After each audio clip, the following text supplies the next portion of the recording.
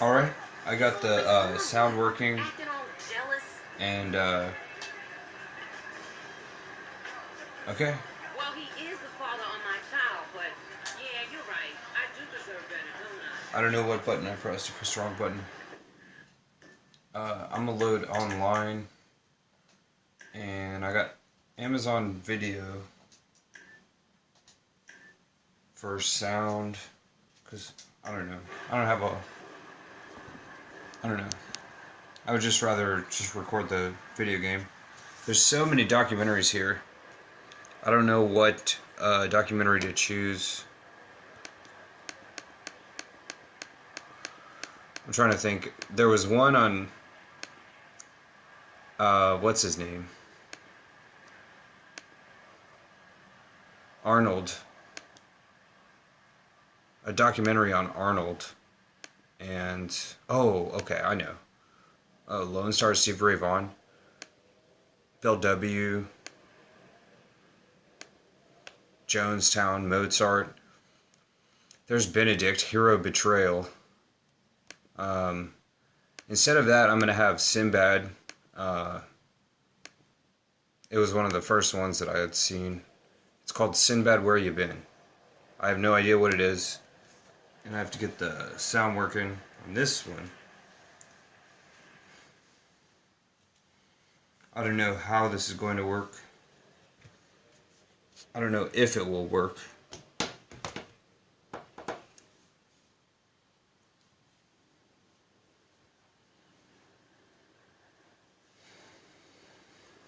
And I don't think I'll be able to hear it. The documentary, I mean. It says video unavailable. That's a shame.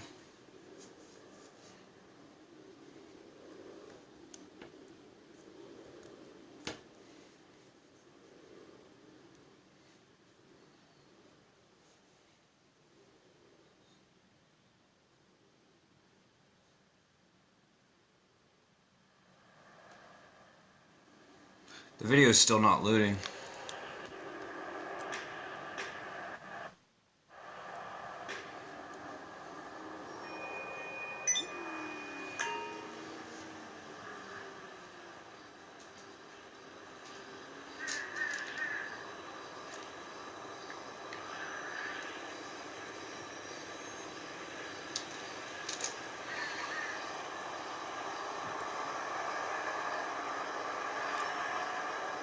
I gotta scroll to the documentary section.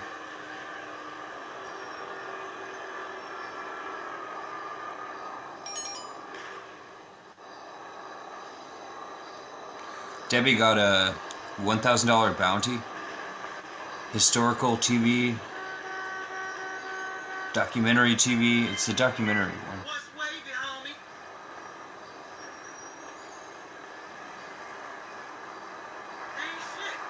Stuff doesn't seem to be loading good. Oh, Great Commanders, Napoleon. Let me check that one out. From Caesar to Napoleon. Oh, it starts with Alexander the Great. Well, where's episode 2 then? Next episode, Julius Caesar. Hey, hey, hey, hey. Welcome to Thursday Night Football. Oh, it happened again. Going down, baby. The prime Alright, so the sound is working there. Very Good. compelling matchup.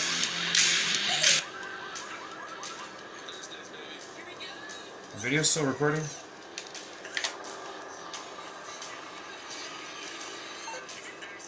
So what's up with this Agent 47 guy? Alright, documentary starting. Yeah.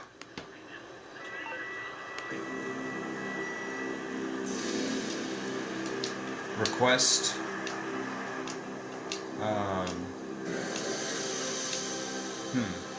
Throughout history, the technology of war has continually changed, but the art of war, how a commander commands, has remained more or less the same.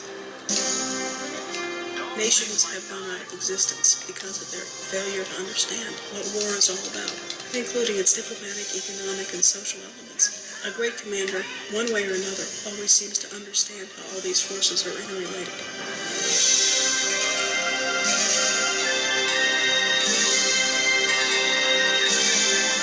That is so loud, though.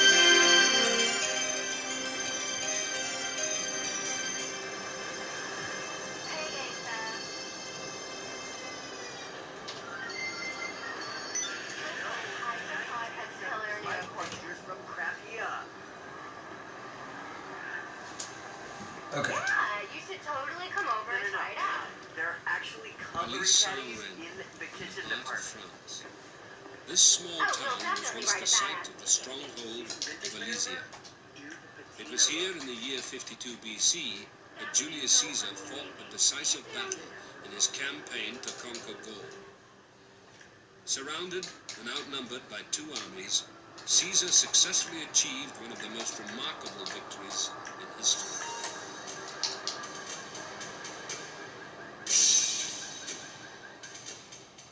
Julius Caesar is the most famous of all Roman generals, yet first and foremost, he was a scheming, ambitious politician.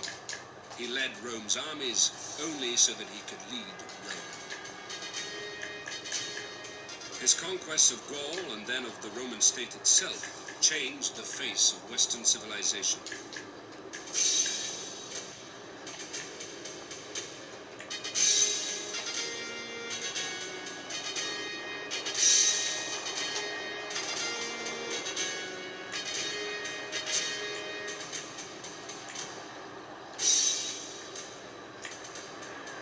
After Alexander the Great, Julius Caesar is undoubtedly the great giant of the soldier of the ancient world. He was considerably older than some generals. Yeah, now it's not loud enough. His mid-40s. In his time, he was getting on with Kick your little ass. age. I promise. He had in fact first served in a very junior capacity at the age of 19. He did never come to anything like a command position. But we have here in Caesar a general who is not only a great fighting man, but also a great historian, of course. His histories of the Gallic Wars and of the Civil Wars are models of the writing of military history, which to this day have a great influence. It's like Watch Dogs. Here we have a man, very, very sophisticated in mind, whose main interest is really political rather than military. He is trying to build up a reputation through feat of arms which will enable him to dominate the Roman political scene.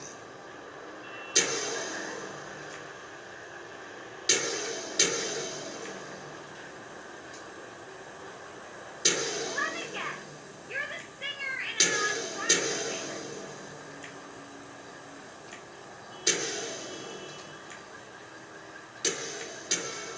Caesar was born in Rome around 100 BC to an aristocratic family that had once enjoyed great wealth and power. He was a slightly built man with soft and white skin who suffered from headaches and was subject to epileptic fits. He was particular of his personal appearance and dress, was clean-shaven, So, and was sensitive of his some premature very balding. important persons have arrived As the son of minor nobility, it was expected that he would enter the world of politics. at the airport. At this time, Rome was the leading power of the ancient world, capital of an empire that circled the Mediterranean. It had become wealthy on the goods and slaves brought by foreign conquest. It had also become corrupt, its politicians forever conspiring to advance their careers.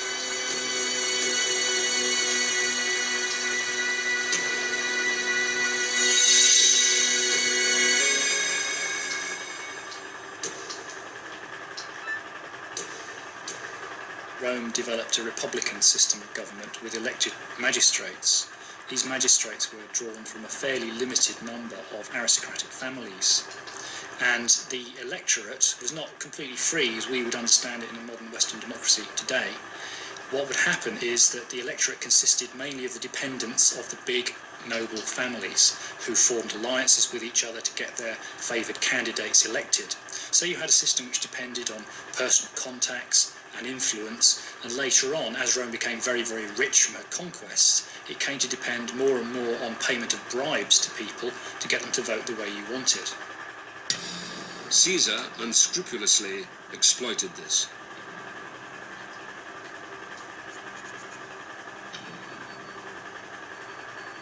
A realist to his fingertips, not led astray by ideals and ideologies. That's the car there. He didn't Where are mind they turning temporarily though? groveling. Are they turning left?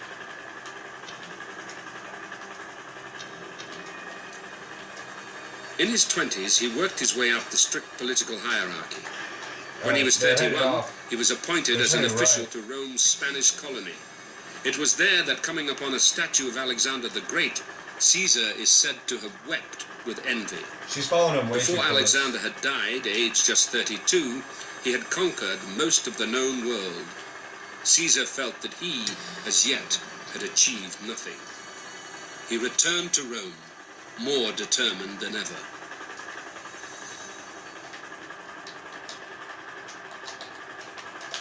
His lavish bribes and a gift for oratory gradually paid off.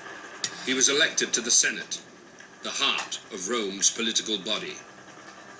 He was so profuse in his expenses that before he Damn had it. any public employment, I he already was saw it. hugely in debt. And many thought by incurring such expenses he changed a solid good for what would prove a short and uncertain return. But in truth, he was purchasing what was of greatest value at an inconsiderable rate. His ambitions went further than just the Senate.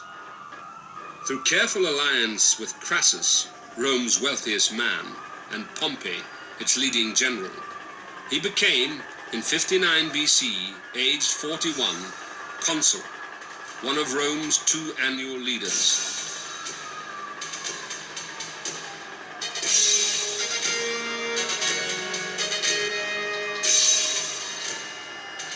Caesar's co-consul, Bibulus, was intimidated into staying at home. Caesar was left to rule alone. His first act was to introduce a law to give land to soldiers. The Senate disapproved, so he used force, knowing that in the long run, the support of soldiers was more valuable than Give that of up on that politicians. one. That one's compromised. By the end of his year in office, having threatened and bullied his opponents, there were many in the Senate determined that Caesar should stand trial not only for abuse of power, but also theft. They claimed he had replaced the treasury's gold bars with fakes. Caesar, however, avoided trial by taking advantage of a privilege granted to ex-consuls, a governorship of one of the Roman provinces. As a governor, he would be immune from prosecution. He contrived to be assigned first Illyricum, a partially conquered province which offered him opportunities to acquire wealth through military expansion, and secondly, Cisalpine Gaul, which dominated Rome. No one in the Senate dared oppose these appointments. For we do not think resistance possible without a general slaughter. Increasingly powerful, he also took control on the death of its governor of Transalpine Gaul to the west. The Gauls were the most powerful and populous of a group of peoples who today we refer to as the ancient Celts, who lived not only in many parts of Western Europe and the British Isles, but also in quite a lot of Eastern Europe. These people shared much in common in their culture, in their art, and especially in their related languages. The Gauls themselves were particularly brilliant craftsmen, metalworkers, and were exceptionally good at making weapons. They also were, some of them anyway, moving towards the formation of quite powerful states, especially in central France when Julius Caesar arrived there. They were already constructing what we can only really describe as cities. They were themselves becoming literate, and they were also organising their own governments and electing magistrates in a way not very dissimilar really from the Roman Republic. Much of Gaul, which stretched across what is now France and Belgium, remained beyond Rome's control. Caesar decided to conquer it. One has to remember with Caesar that everything he did was primarily for political reason. The very reason for him wanting an army and a campaign was political. He had seen others rise to great power by having an army behind them, and this was what it was all about for Caesar. His conquest of Gaul was incidental to actually gaining power at Rome. His whole aim was to establish him as the most powerful citizen in Rome. To conquer Gaul would mean defeating 60 major tribes with a combined population of many millions. Caesar determined to do so, one by one. Aim for the leg, Before Debbie. embarking on campaign, however, Caesar had to find an excuse, however tenuous, to justify launching an assault outside his provincial territories. A tribe called the Helvetii, migrating south toward his Roman-held lands, gave him that excuse. He entered Gaul and intercepted them. Once in Gaul, he had no intention of leaving. By putting his own ambition ahead of Rome's, Caesar risked being recalled from his post, but he knew that as long as he could impress Rome's populace, the Senate would not dare to act. To publicize the image of himself as a great commander, he produced a record of his campaigns. These reports, in which he refers to himself as Caesar, kept Rome informed of the general's progress and, of course, his victories. Of his battle against the Helvetii, he wrote, Caesar, first of all, had his own horse taken out of the way, and then the horses of other officers. Caesar wanted the danger to be the same for everyone, and for no one to have any hope of escape. Then Caesar spoke a few words of encouragement to the men. Hurling their javelins from above, our men easily broke up the enemy's mass formation, and having achieved this, drew their swords and charged.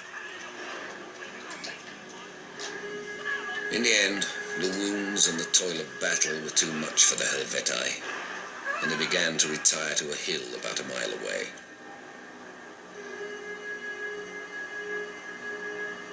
Caesar then turned his attention to securing what would be his eastern border along the river Rhine. He pushed back the German tribes, previously Rome's allies, who had their own ambitions towards Gaul.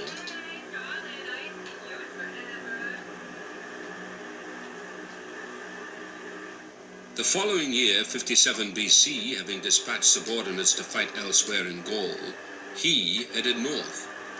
During the march, he was suddenly attacked by the Belgae. Had it not been for the discipline of his troops, Rome might have lost both army and governor.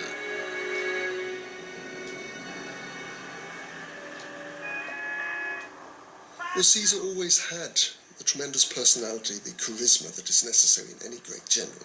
He had that, but it's quite clear from his own accounts of the early part of his war in Gaul that he was making mistakes and the army was managing to get out of. I mean, his first 3 battles were in one way or another errors in judgment. The third one in particular, where he is actually ambushed. You know, it is only the sheer guts of the Roman soldier and Caesar's own willingness to go into the front line and fight next to the bloods to inspire them that actually wins the battle. So I mean, he does have a great input, but his actual generalship in these early battles is poor. Rome heard only of his successes, and his reputation grew. It didn't After even do wintering near anything. the borders of Italy to keep That barely informed did of political anything. developments, Caesar continued on his quest to subdue Gaul. In 56 BC, he defeated important maritime tribes on the western Atlantic coast. Then the following year, he returned to secure the eastern border on the Rhine. In 55 and then 54 BC, he became the first Roman general to raid Britain. In military terms, the raids were almost disasters, but once again, Rome was impressed by what it heard of his achievements. In Gaul, however, his brutal repression of the population earned him little admiration. In 52 BC, he faced a new challenge. Under the leadership of a prince called Vercingetorix, an alliance of Gallic tribes decided to expel, once and for all, the Roman invaders. Vercingetorix knew that Caesar's strategy was dependent on keeping Roman supply routes open. When Vercingetorix told his men, We must strive by every means to prevent the Romans from obtaining forage and supplies. This will be easy, since we are strong in cavalry and the season is in our favour. Along the enemy's line of march, we must burn all the villages and farms within the radius that their forages can cover. The Romans will either succumb to starvation or have to expose themselves to serious risk by going far from their camp. This policy was only partly successful, and both generals realized that the outcome would have to be decided by direct confrontation.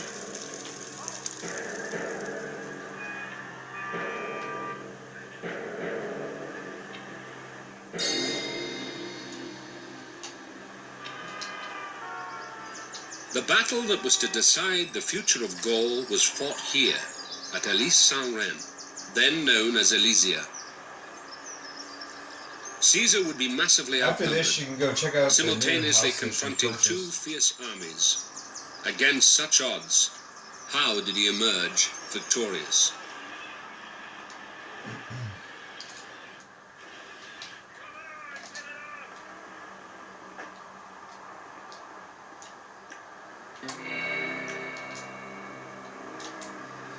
Whatever the sacrifice involved, his determination to rule Gaul and one day Rome never wavered.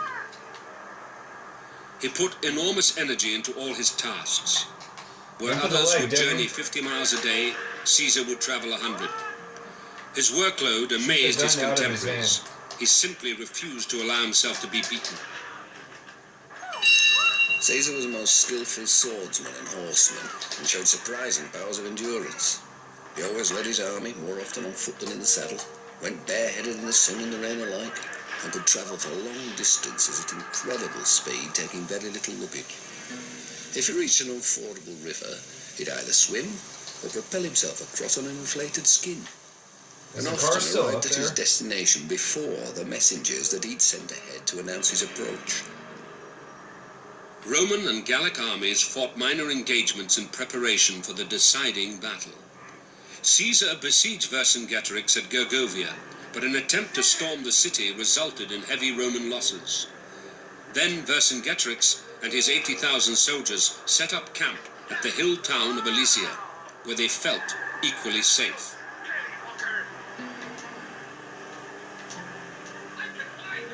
Jock Cranley, I think he's the governor of San Andreas. Oh, there's the same exact When Caesar car. arrived in the valley below, he saw why.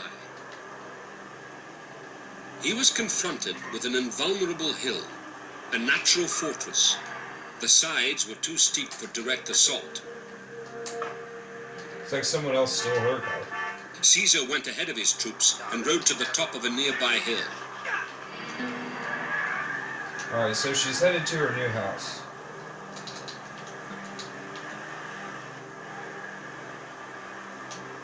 He looked at his foe, established around and behind the town opposite. He had two choices, to retreat or lay siege. But a siege would be a mammoth undertaking, involving the encirclement of the entire area. The determination to succeed made the decision for him. He was facing, before Elysia, a very complex and difficult situation. There was this massive revolt of almost all the Gallic tribes under a very gifted commander, Vercingetorix, and indeed he'd had a setback or two in his lead up to this battle. So here we have Caesar having to regain the moral dominance in the situation, possibly flowing perhaps in the enemy's direction at this particular time. But once again, he was going to take such bold decisions by heading for the centre of the power of the Gallic revolt, the fortress of Elysia, to win all by risking all in this one great battle.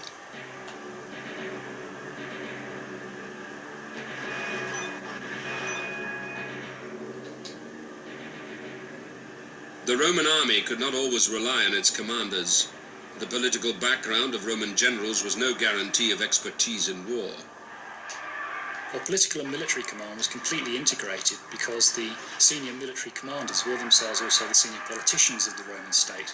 This goes right the way back to the beginnings of Roman history, when Roman aristocrats were themselves citizen soldiers who led the army in battle. And the Romans never, until very late in imperial times, about 300 years after the time of Julius Caesar, developed a separate professional officer corps.